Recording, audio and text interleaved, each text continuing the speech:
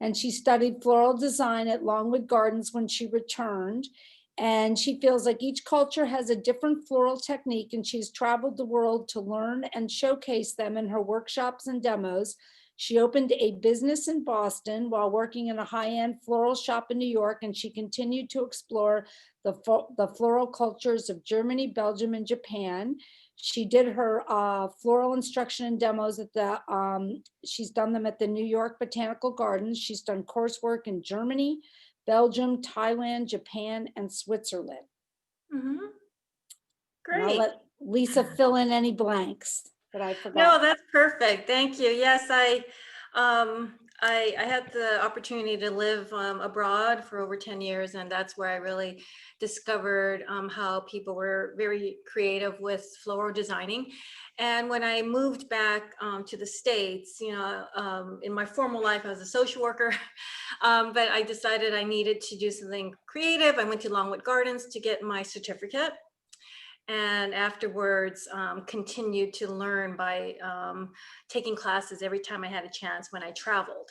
So the journey that we're going on today, and I think that's what I want to emphasize, is that when we travel, you could learn how to cook, you could do other things when you're traveling besides just going to a museum. So I tend to try to look for a floral designer that's giving classes, and then partake in that as long as I can, maybe up to a week or so. And the journey I want to take you to is to Germany and Belgium. So these are the two places where I particularly had a longer amount of time to take classes, with Gregor Lersch in Germany and Gudrun Kontener in Belgium. So before we start the presentation, I will, go through some of the design concepts of what is actually European floral designing. And later on, we'll have a chance to have a Q&A and talk more about that. But I'm going to go now into the presentation, and then we could start with the journey. So I hope everyone could see that. Shauna, can you see my the journey into floral art? Can you see that? We cannot see your No, I just see you. Okay. Let's see.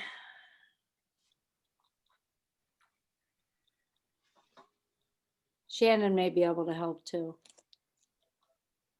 Lisa, if you go to the bottom of your screen on your computer, in the center, it should say share screen.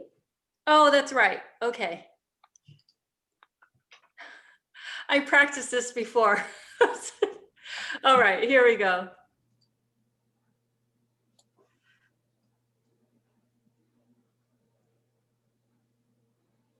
Now we can see it. Okay, perfect. I'm just gonna do the full stand. There we go.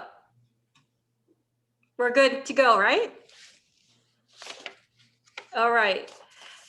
So as you can see, I'm going to take you on a journey to Germany and Belgium. And I'm going to talk about a little about what is actually floral art. When I think about, designing, I usually observe what is around me, and I love looking at architecture, just patterns found in nature and art. For example, this piece, I did not take this picture, but I saw it online, and it reminds me of a honeycomb. It's like this nature that, they brought in that element into this architectural canopy. I thought that was so beautiful. Gehry and Balboa, the curves of this building, the beautiful, I think structure that's holding art. This canopy is also an architectural element. Thinking, oh, wow, I could maybe put flowers in these holes if I could create something like that.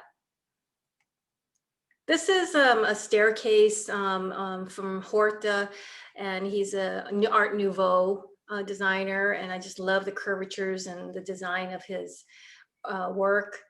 And this is a Japanese piece of weaving and a craft that's very, actually popular in many cultures. glass work. What can I do to hold, utilize glass to hold my water for flowers? When we're creating floral art, we're actually making structures and vessels.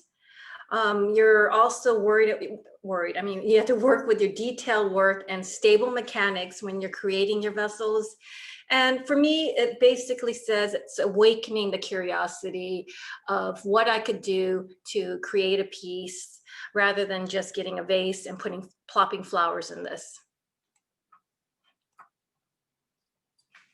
Daniel Oost is a Belgium designer. I just want to show you what he did with two leaves, aspidistra, or actually more than two leaves, but they're folded aspidistra leaves, and leaves that, that have actually no structure at all, but he rolled them and he gathered them and he put them in these beautiful glass vases. So something the less is more concept, what you could do to make a statement, but not even use that many flowers or not even any flowers, just leaves. Here's a design that he made utilizing reeds and then flowers and mimicking the vase. So the vase is a spiral vase, you see, and just actually bringing up that design of the spiral, and it's very architecturally interesting.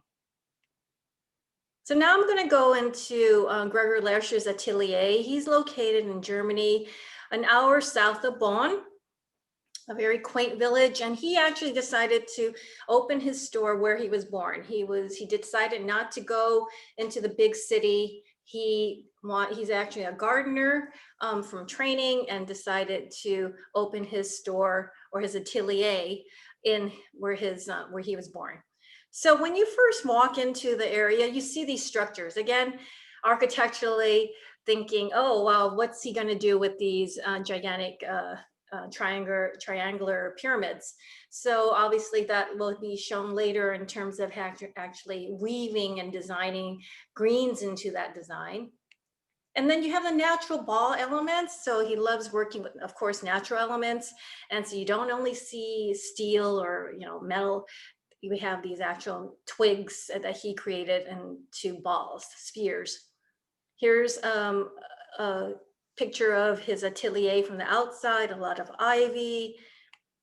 And then that's atelier on the right, full of glass. But during the summertime, when you could work outside, he set up benches outside for us, tables, so that we didn't have to be enclosed and we could work in nature. So here's Gregor Lersch, and his design requires using a lot of wire and to make structures to hold flowers. So this is just an example, and I'll show you a different point of view later. And then during the demonstration, he has two actually workers that work with him, just designing. So it's like a Barnum's, where you're trying to concentrate on one design, but actually you see the two other designers working as well. And very fascinating. And this is an example of a weaving technique. So weaving is something that's been part of cultures for a long time. And so he's decided to use gauge wire, straight wires, and then we would weave with other binding wire to create these bouquet holders, which I'll show you afterwards. And here we added the flowers. So it's this hardness, this metal part that you're working with, and actually after you put the flowers in, it softens up the whole design. And that's what he's famous for. Here I am quite a few years ago, so and holding a bouquet that I had just made using that technique. Here he is creating another design and telling us what to do and putting dried elements. So instead of those white, beautiful flowers that we use, we're using here dried elements to create a different look. And then in the center, we're adding the fresh flowers. So again, utilizing wire and different ways of presenting the bouquets by creating a structure for it. And that's a side view it's leaning, and you could plop that whole thing into a vase for the water source for the flowers. And there you have the examples of the students. Each one could create the similar form, the circular form, but you could see each one is quite different. I just want to show you the intensity of using that design by actually leaving out the whole space rather than leaving holes. And then here he actually put the flowers around that sphere that you just saw, and then having tubes for the water source. Again, dried elements, what can we use that you find in nature? And I'm just gonna, Shauna, I'm gonna interrupt. Do you guys see this? Please move this window from the shared. Yes. Yes, we do. I don't understand it. I don't know where that's coming from. Okay, it's gone. Oh, no. I've never seen that before. No, Um, never seen it. Let me, you know what? I'm gonna stop share and try to do this again, right? That's quite, okay, let's.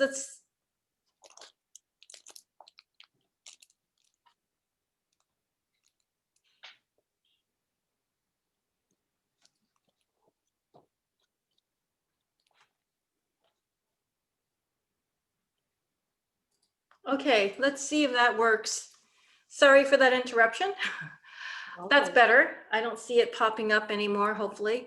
Again, dried elements. What can we use? You just saw the leaves in the beginning, and now we have twigs that you could make into a sphere.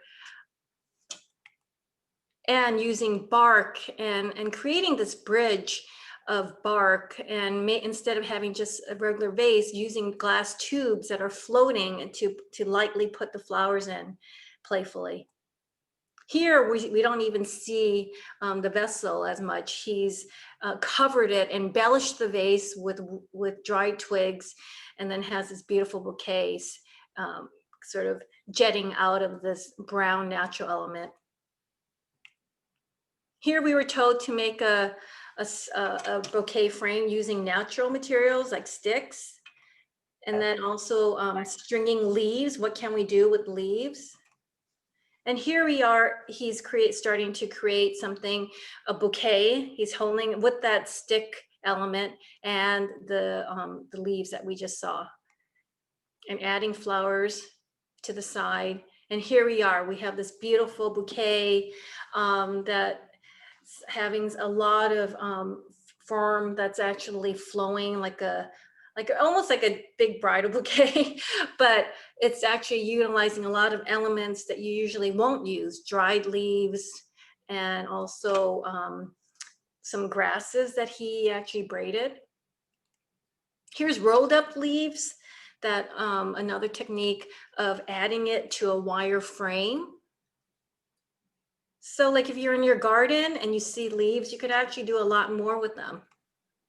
Here we're adding beautiful, delicate flowers, some hanging ivy and callas. So this is a very like white and green, serene design. Here you see a close-up of the rolled up leaves in the design. Here's a standing bouquet. Sometimes he likes to create bouquets in which there's a balance using the twigs that he finds and sticks, and it doesn't even have a vase. So this is one, for example, in which we've created a stand and it's free forming. The water is in the bottom of the vase, the square pan in a sense. So it's just really giving this floral design a freedom it won't usually have, because it's usually in a vase. Here's another example of that. He had a pond, like a little big bird bath, and actually put this flower, it's standing all by itself in the water. Another design that involves floating, like elevating the design above the vase and having tubes that are actually the water source tucked in to that nest that you see above, and adding tulips and roses. This is another design that we made utilizing wire and paper wire. So you see that we had to put wire in each, the paper in each wire to cover it. And then we added like fun birch, and then also cut up little wooden pieces, and then just hid that a bit. But we're not hiding the mechanics completely, if you notice in most of the designs. And here that's balancing the bouquet that's created in the water without a vase. There's, from the other side, you see the hand tied, and it's just being, it's purely in that lower type of vessel with the water, and then the balancing act is supported with that design that we just made with the birch. Here's Gregory L'Arche with another design, another bouquet frame, adding flowers. And what's lovely about it is the bouquet frames you could reuse. So you could decide, oh, I don't want to have these colors. I want to reuse it for the fall, bring it out for the holidays. This is the whole thing that I love about sort of the European style, meaning there's things that you could really reuse, and we're not using floral foam. And that's just another close-up of that design he just made. Beautiful colors. This is all in the fall, in the summer. And then lunch would be served, and you'll be introduced to this gigantic arrangement floating above us. And it was just quite a beautiful time to be creating and designing. Another beautiful one he made, with very romantic looking, I think, with the purples and whites, passion flower. And this is a holiday design. So in the beginning, we saw a lot of these metal frames. So this is what he created, utilizing vines and flowers just hanging throughout the room. And then he's known for his holiday design. It's Advent time with the 4 candles, meaning each Sunday before Christmas, we light a candle. And basically the whole room is covered with holiday decor. And binding pine needles. Pine needles that fall, and then you think, well, what am I going to do with them? You could actually bind them and then make them into a design and incorporate that into your design.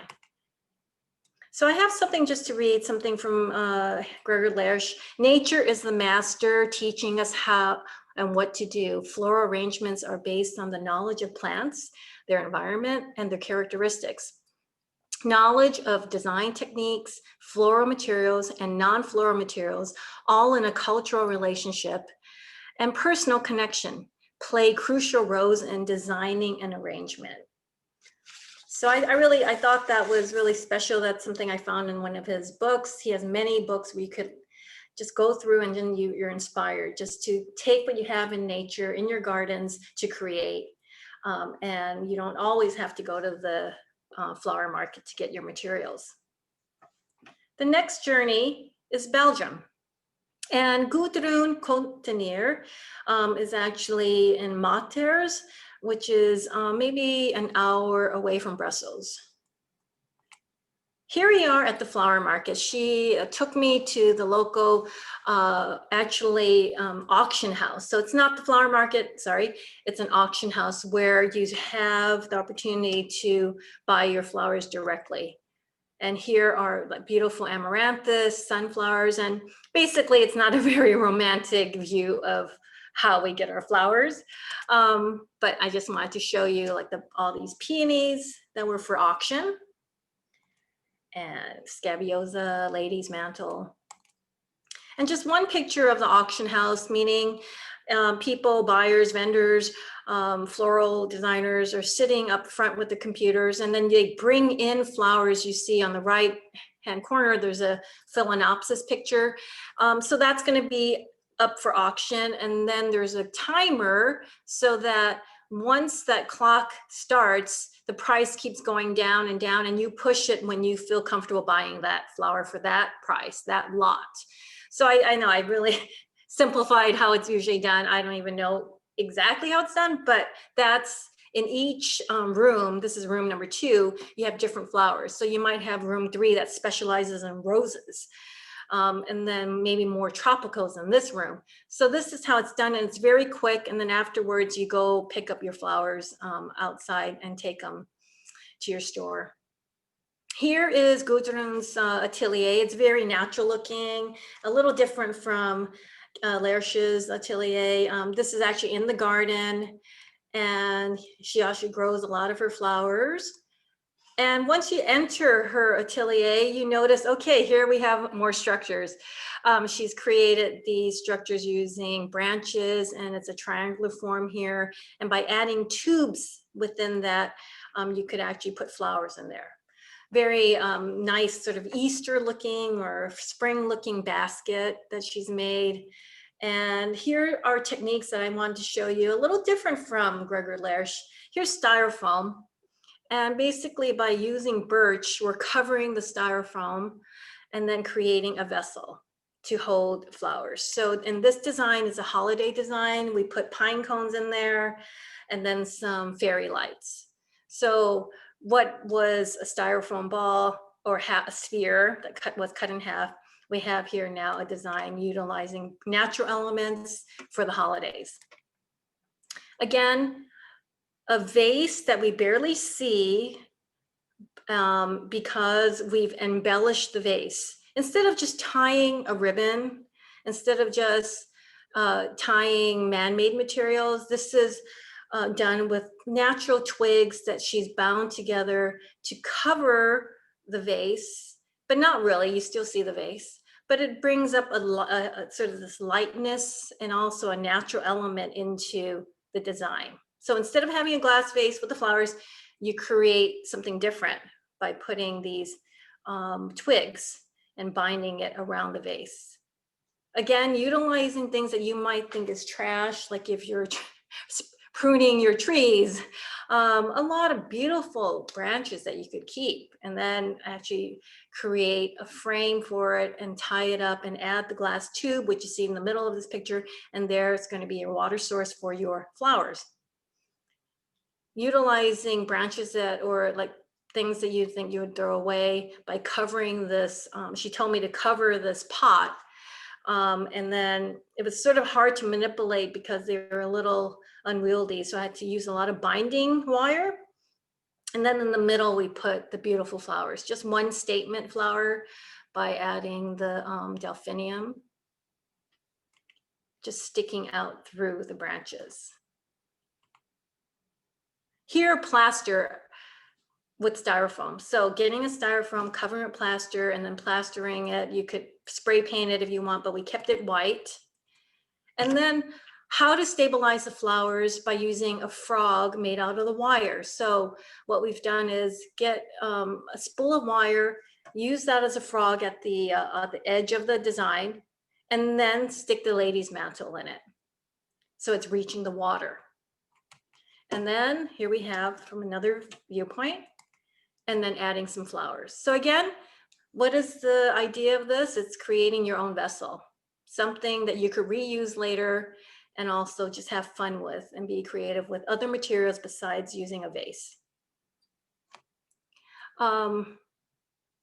We have here aspidistra leaves that you can manipulate. And what you do is you just put a wire, tape a wire between two aspidistra leaves, and then you could wrap that around a vase. Again, just getting a vase that we usually would put flowers in, but again, embellishing it. And now this is with the natural material that you could use, and aspidistra leaves, I think you're all familiar with, and you can manipulate them too. So here's the finished product. And then Gojun said, well, we could do design with using balloons. And I'm like, balloons? I've never done that before. So she's filling up these water balloons and dipping in hot wax. So, and dipping it. So, you know, I was dipping it for a while because you want to get layer after layer. And then we've created these cute little vases out of wax. So again, what can we do utilizing something that's, you know, besides weaving wire, besides the plaster, we could use wax to create these vessels.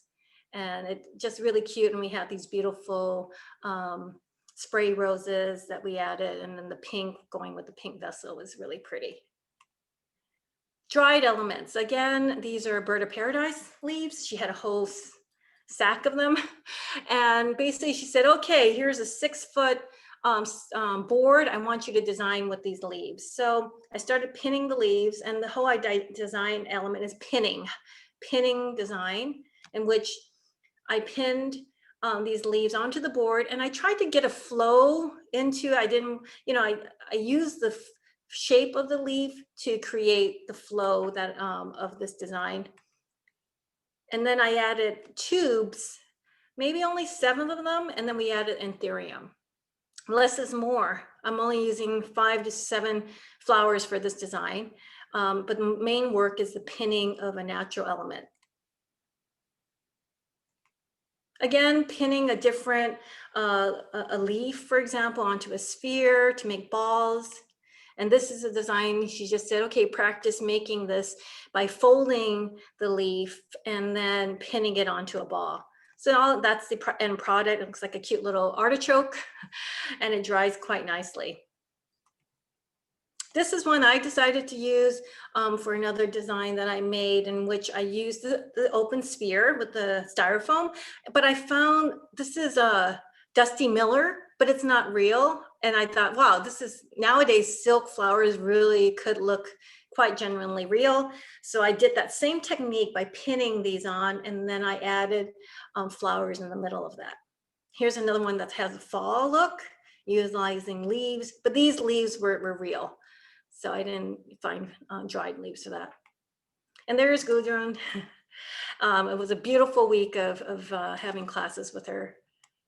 And then this is a village of martyrs, and I stayed in that village to go to her class, and the beautiful Art Deco, just another inspirational town, just by looking and roaming around the cute streets.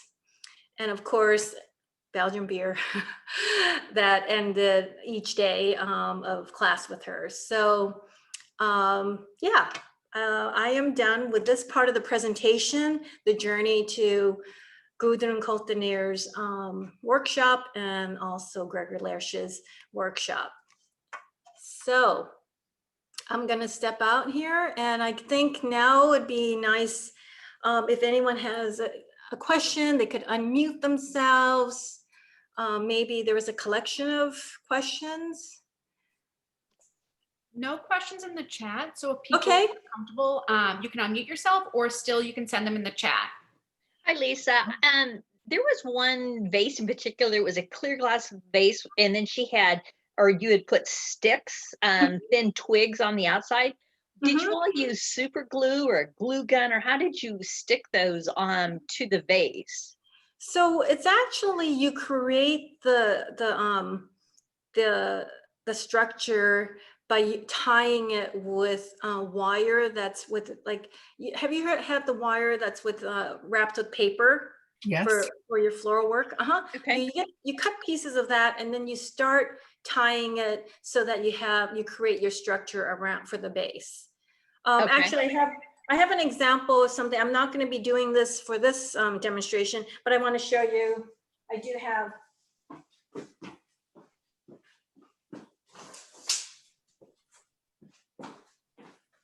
I just got my slew of things, but this is not a design I'll be doing. But see, for example, I've tied in certain points. Right. Here. And then this could go, there's an opening here, and this could go over a vase. Like, Okay. the vase will go right in here where my hand is, right there. See? So this expands, it opens up, and then this will Okay. go straight onto the table. Okay. So yeah, and that's a good question, because I didn't explain that exactly, how the twigs are bound together. So in that design, and again, this is something I made 2 years ago, so I kept it and I could reuse it.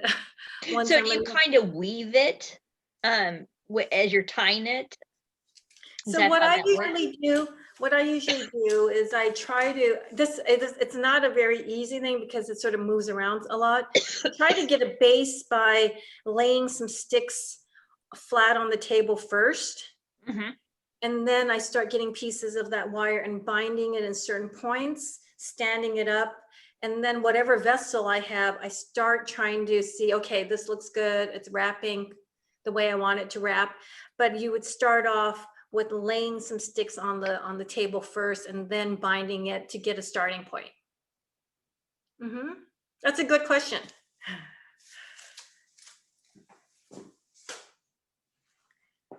Hi. So, Yes, hi. I have a question. Mhm, I think of Germany and Belgium as a tremendously rich history of floral painting. mhm, And everything you're focusing on is sculptural mhm. with the flowers. Has the floral painting dissipated? Is that their history? And the future is sculptural? I think it's that's an excellent question because there is a trend now, especially from the US, which I think is great because it's put us on the map. The US in design, very young, 30, 40-year-olds, opening these beautiful flower shops that you might have seen. And like with a black background and with the vessel, pedestal vessel, Yes. and having these delicate flowers that are spewing from the vessel. So that is definitely sort of that trend of mimicking what we saw during that period, I guess, like 18th century Dutch masters showing those each individual bloom. And you could sometimes look at a picture of arrangement and you think, wow, that looks like it's definitely mimicking an art piece. And that is definitely a trend that we're seeing now in floral designing. So that valley, I don't know if you've seen flowers that usually go like this and there's a valley. um, and that seems, and then a few that are hanging, and then that one flower that's all by itself. So that's sort of a good trend in terms of designing. And it needs a lot of flowers though. If you look at a picture of that, you see two tulips, two lilies, three irises, maybe at least 15 different flowers in that arrangement, even though you might not be using all 15 flowers on the same flower, but different kinds of flowers to give that look. And it's a little expensive to make that look, but I think, definitely a nice trend. Structural, so to get to the structural part, I think the whole idea in this designing is to be able to create something that you could reuse. You don't have to use that many flowers because people are going to be interested in what you've made in terms of the structure. So you could have something quite creative and then all of a sudden have 3 blooms in it, and it really makes a statement. Thank So you. yeah, no, I really think that's sort of the way we're going in terms of designing. I'm happy the US has a lot of beautiful work coming from the US now. Lisa, do you still have your shop in Boston? I actually, yeah, I think no, I don't. Unfortunately, because I was moving around a lot. And I basically said, oh, well, once I move to New York, I think I'll be too competitive. So I decided, it was actually a studio where I did mostly work for caterers and weddings and events. So I didn't really have a storefront to sell, daily flowers. So when I came to New York, I thought I better work for someone in an environment where it's so competitive. And then I got into teaching, and this is something I really enjoy doing. So, and I still freelance for some companies. Yeah, I actually got a question about my background, about how I got to travel so much with floral designing. And I think because I was in Switzerland for 10 years, my husband is Swiss. I married, quite young, and then I moved abroad. And we weren't coming, I mean, our path brought us back to the States. And then because of our love for travel, and he travels quite a bit, I could join him. That's how I decided to really explore design techniques in countries that we were visiting. And so, and because I spoke German, I was like one of the first English speaking students of Gregor Lersch, because he didn't really cater to English speakers until later. And so I said, oh, I better, try to learn more techniques than what I've learned in Longwood Gardens. and the hand tie bouquets I really love. So by going to these different countries, and I have relatives in Thailand, so I basically was able to visit them and then take some classes with a designer who's actually the designer for the king there. So, and he used to be an engineer.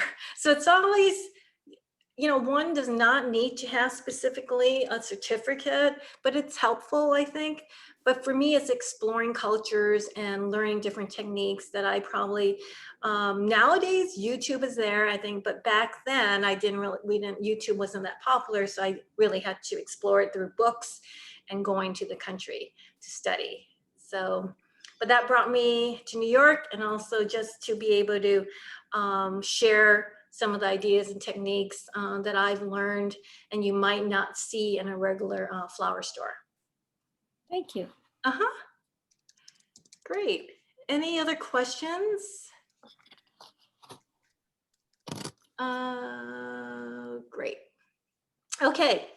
So I think what I'd like to do now is just to show a design utilizing one of the techniques. I'm going to bring this down a little so you can see in my workspace, and hopefully, let's see.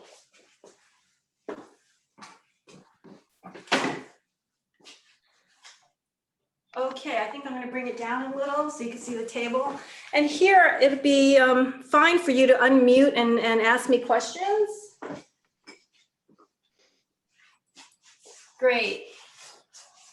All right, yeah, please feel free to interrupt me.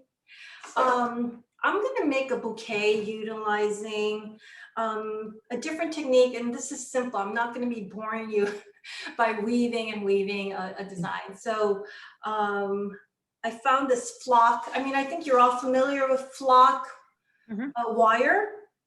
I think people use them when they're creating wreaths and they want to hang, and it's just you know, not a typical wire, but it's flocked white. And I thought, oh, you know, that's sort of holiday-ish. It reminds me of snow. What I'm going to do is utilize these, and I want to create like a frame for my flowers. So here, a circular connection here. And what I'm going to do is just crisscross it so that I'm making a grid. Okay. I'm making a grid from this. I'm just showing you, and I have some finished product here. So I'm starting to make a grid out of that circular form. Do you see this?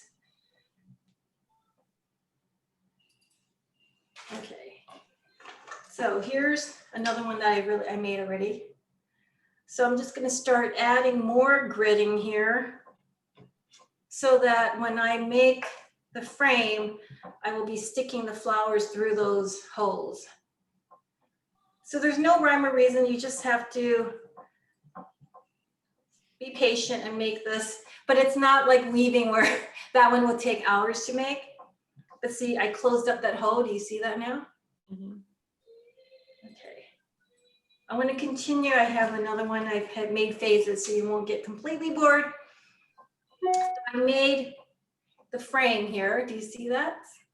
And I'm adding these fun, they look like floral petals onto the side. So basically attaching one here, going over here, making a loop there. Okay, I hope you could see it better. I wore black because you could see the flowers better and what I'm making. It's like that. Okay.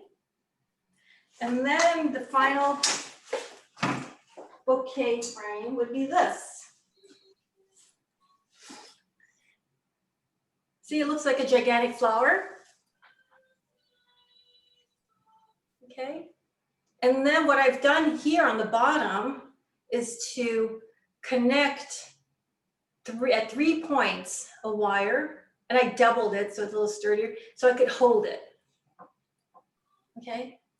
And I found these cute, I always look for things that you could try to find in different stores, and I found these cute felt snowflakes, and I've added them to the petals there. Someone has Christmas music, that's nice. I'm gonna add another one here just by slipping it in. It's just a whimsical look. I thought it'd be sort of cute for this design. So, does anyone have any questions at this point? Okay. So in order to hand tie a bouquet, your hand tie bouquet, you need to make sure your flowers are stripped from from leaves when you're designing, because you're going to be holding those stems, and you don't want leaves in your hands. You don't want the leaves also in the water.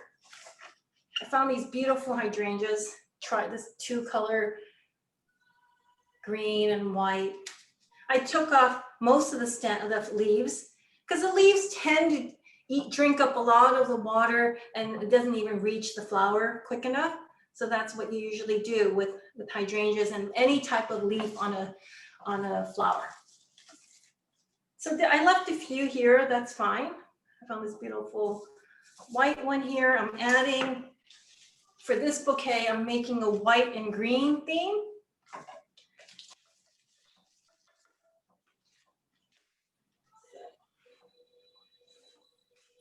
And then here's another green one. I also found some beautiful Hypericum berries that are green. They come in red, they come in salmon color. And I stripped all the leaves, and most of you know how many leaves are on this one. I stripped them. I like them like this in the design. I've left a few just to show you there. Those leaves, when they dry, they don't look that nice. So here's one that I left, so I'm gonna take that off. So you want to line up your flowers. Okay.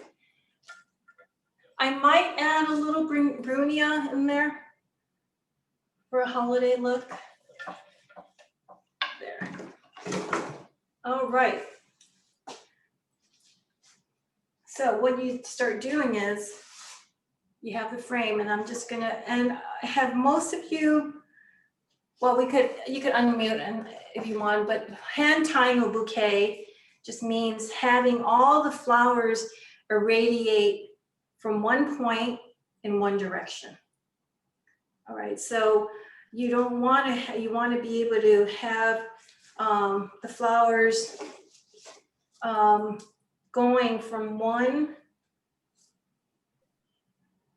the right to left, and I could just let go and then have those flowers just remain in place. So with 2, you don't see that yet. Just gonna add this in here. So. And for this design, I don't want to, I'm just gonna keep it in sort of this basket looking frame I've made. I won't make it too high.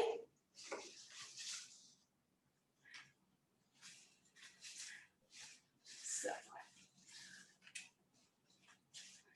Okay. There we go. So it's going to be moving around a bit. When you're hand tying, your hands could get a bit tired. Okay, that's how it's looking so far. I'm just going to add one in the middle here. That. Then I'm going to add some berries.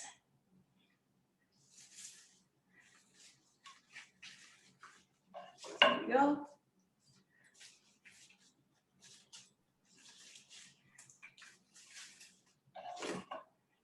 And here.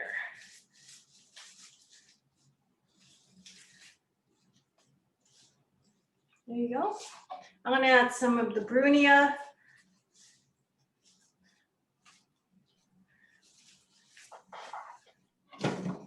I love Brunia. I love the holiday greens that are coming out, and I like the Brunia because I sort of wanted it not to stand out too much. I wanted to keep it with the sort of snowy look that I have with this flocked wire and my cute little snowflakes. So you see it's blending in quite well there.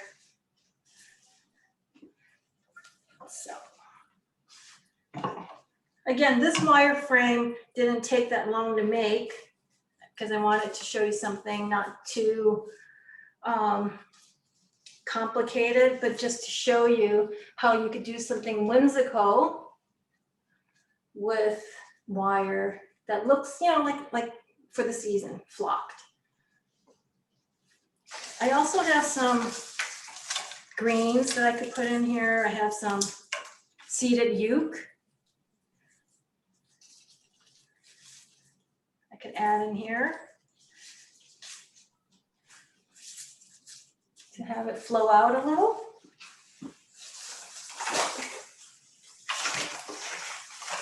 So I love seeded yuke. I love the texture of it.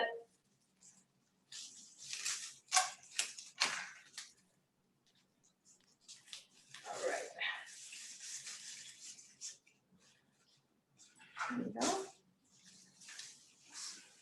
Anyone have any questions?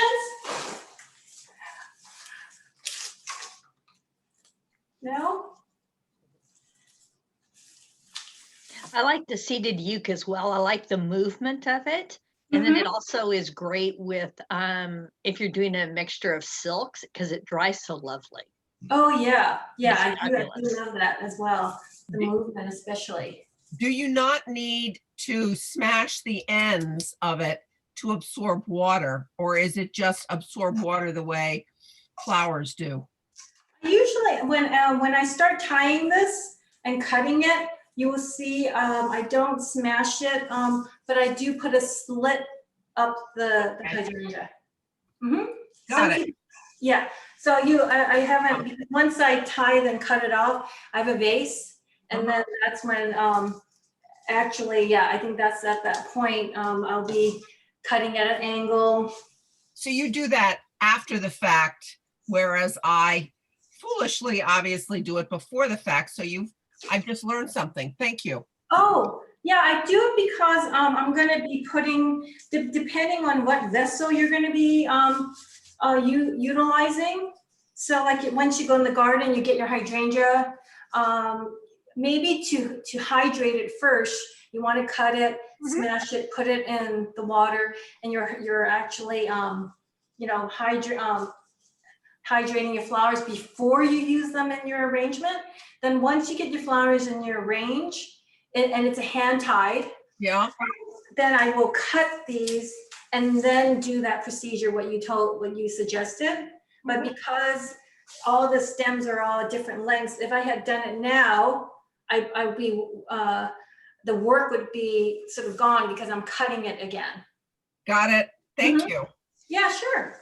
So there I have this very sort of a green, white holiday, meaning I didn't use reds in this, but just to keep it more with, you know, like a snowy sort of atmosphere because of my felt snowflakes that I added to this frame. And I'm not hiding the mechanics. You know, when you stick it into your vase, you will see this wire frame, but it's white flocked and it sort of fits the season. I feel like it's sort of a nice holiday-ish looking design. So I'm gonna tie this up with raffia, which I have somewhere. This is a vase I would like to use. I like this conical vase. Here's my raffia. I use raffia a lot because I think it's gentler on the stems rather than wire. So I'm gonna lay it down, I tie this, and then that's when I start my cut. So.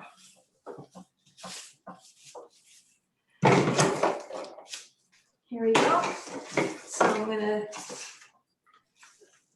try to bring the vase here and just sort of see making sure, I don't want to cut my stems too short. Try to cut your stems as far down as possible, because when the water starts evaporating, right? Then you want your stems to be down here and not way up here. And it looks quite funny if it's floating. So I'm trying my best now to make it down to the point of end of the vase. I'm just cutting them like that. I just want to see if that's a good, yep. So now I'm going to do the angling cut. And I think most of you are floral designers, so you cut your stems at an angle, because that's the best way for the flowers. There's more surface on the bottom of that angle for the water to go up the stem, instead of it just being a straight cut. So that's the purpose of why we angle it. And then also for anything like a hydrangea, I usually give a cut straight up the stem. And I usually try to use a knife to give the hydrangea a better cut rather than a long cut down the stem. So it's like shaving it a little on the side so that you're not just using just the shears. So, because you want to have the water be able to go up the stem as quick as possible. All right, and then I'm going to add this. I tend to add a slit here also. There. All right. So here's the design in which you have the frame that we made, the cute little hanging snowflakes for the theme, and then adding just the green white element of hydrangeas, Hypericum, and the Brunia.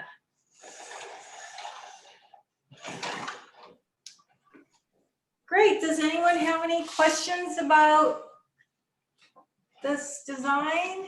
That's lovely. It's beautiful. Oh, well, thank you. I'm happy. It's so light and ethereal. I'm sorry? It's light and ethereal. Oh, yeah. Thank you. Yeah, I wanted to make it a little like whimsical, but also with these sort of petals of wire coming out, it sort of gives it not the heaviness. Like if you can imagine just the flowers in this vase without these elements, there, I'll just pull it down. It sort of, it does make a difference for me too, that it just sort of brings up like a little basket that you've created that's whimsical. Mm-hmm. And giving it like more of a holiday look.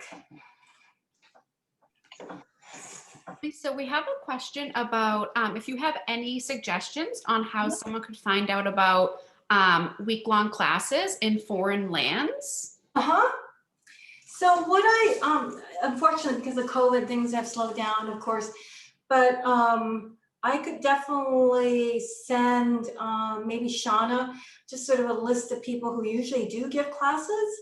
And then I usually, like you could Google, and then when you go to a country, you could Google and then type floral classes. And usually it would pop up with some of the designers that do give floral classes. And usually it's in English because they know a lot of people won't speak Spanish or Russian. So I think, you could definitely find many classes, but I could send Shauna maybe just a few of the ones that I know who give classes in their atelier. Mm-hmm. Any other questions? Thank you. That's wonderful. If you have time, do you guys have a little time? What time is it actually? 1:30? 1:40? 1:30? Oh, 1:30. Okay. I started making one thing, and I think it's a cute design. Just want to give it out there to you. I don't know if you ever had baubles. Like some people, and I don't, but some people have a bauble color every year or a theme. And then maybe some, break and all of a sudden you're stuck with a yellow, but you don't want to use yellow anymore for your tree. I don't know if that's the case for all of you, not for me, but I tend to collect a lot of antique baubles. I love that. And I think it's also a very creative way to use baubles that you don't know what to do with, or it's an oddball one, is to make a design out of that.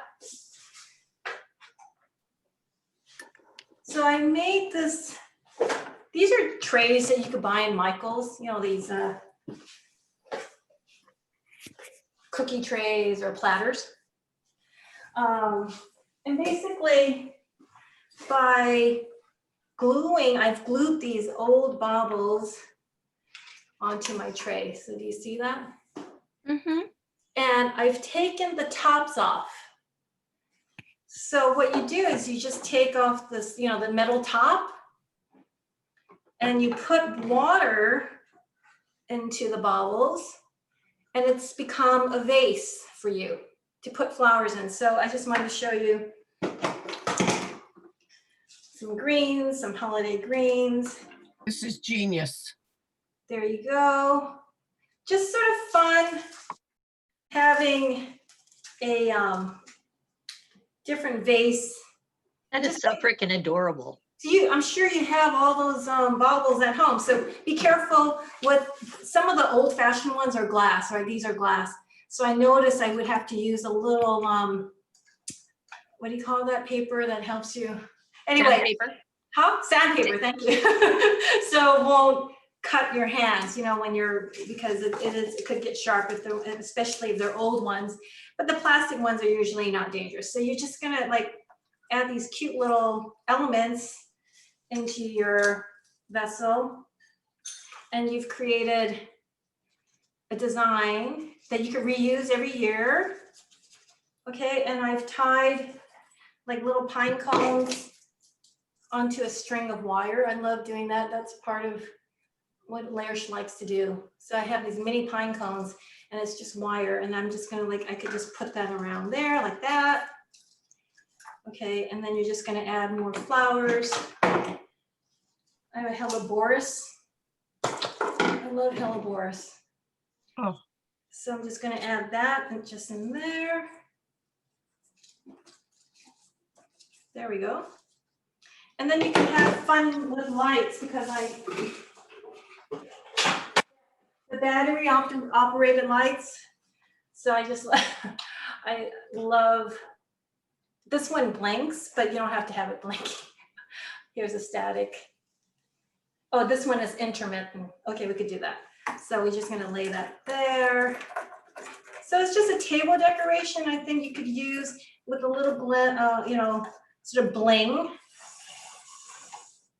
And then, this is a black box. You can hide it. You can put some greens here so you can hide that. But I just wanted to show you that quick design of utilizing baubles you don't know what to do with.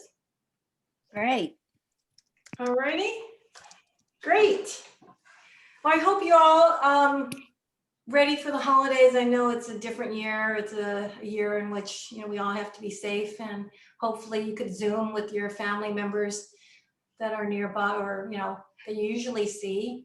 But basically, I hope that next year we could do things live and in person. And but again, hopefully we'll have that vaccine available for everyone, and we could really come back together as groups.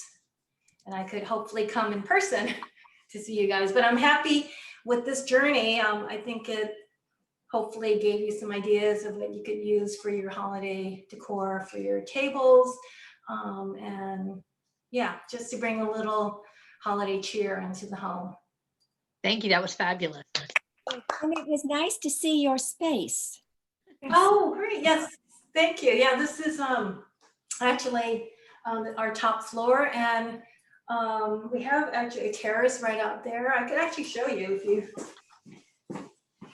This is where I usually I sometimes give classes. Do you see the terrace? Oh, fantastic. beautiful. So that's Lovely. facing south. That's facing Wonderful. south.